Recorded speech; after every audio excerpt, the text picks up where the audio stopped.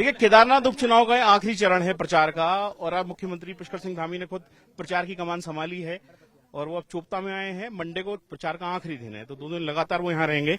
हमारे साथ एक्सक्लूसिवली जुड़े हैं मुख्यमंत्री। आप लगातार अब कैंपेन के आखिरी दौर में लगातार आप आए हैं, क्या फील मिल रहा है आपको, क्या फीडबैक मिल रहा है?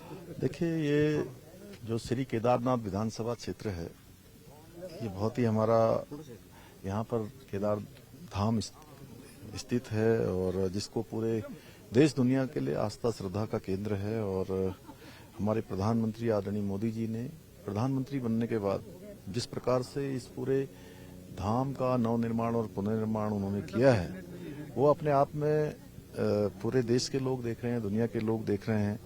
और यहाँ आपदा के बाद जो स्थिति हो गई थी, बहुत ही क्षतिग्रस्त ये पूरा क्षेत्र हो गया था।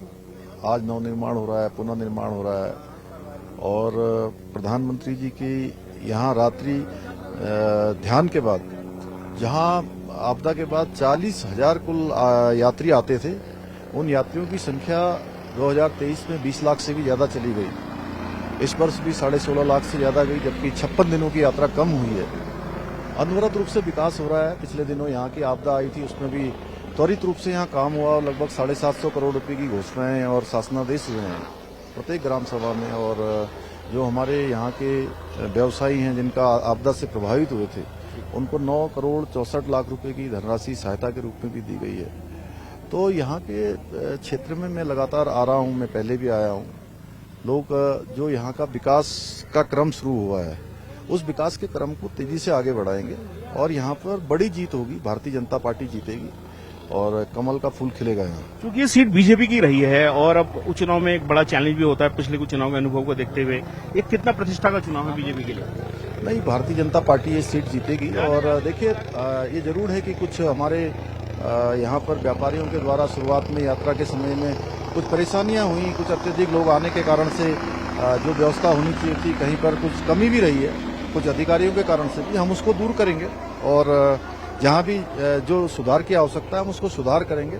और यहाँ के लोग मन बना चुके हैं कि वो भारतीय जनता पार्टी को जीत देंगे। और मोदी जी ने जो यहाँ काम किए हैं, जो एक नया परिवर्तन भव्य केदार दिव्य केदार बना है, इस क्षेत्र को नवाचार के क्षेत्र में लाना है, महिला सशक्तिकरण के क्षेत्र में हमने आगे लाना है और यहाँ की मातृशक्ति को आगे लेकर, नौजवानों को आगे लेकर हम नवाचार को आगे बढ़ाएंगे। इस घाटी को एक पूरी विधानसभा क्षेत्र को एक नई पहचान मिले, उसके लिए हमारा प्रयास रहेगा। महिला सशक्तिकरण के क्षेत्र में हो, नौजवानों के स्किल डेवलपमेंट के क्षेत्र में हो।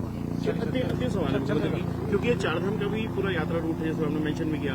कल बद्रीनाथ के कपाट बंद हो रहे हैं, यात्रा समाप्त हो जाएगी, आपका कमेंट? नहीं, निश्चित रूप से देखिए, यात्रा को और व्यवस्थित करने के लिए, यात्रा और अच्छी चले, क्योंकि यात्रा ये हमारे यहाँ की जो है लाइफलाइन है। और हम यात्रा को सुव्यवस्थित करने के लिए यात्रा का प्राधिकरण भी बना रहे हैं और यात्रा प्राधिकरण हमारा काम करेगा, जिससे कि यात्रा सुव्यवस्थित हो, सुरक्षित हो और यहाँ के लोगों को उस यात्रा के कारण से जो आर्थिकी है, व्यापार चलता है, वो और अच्छा हो। बहुत धन्यवाद।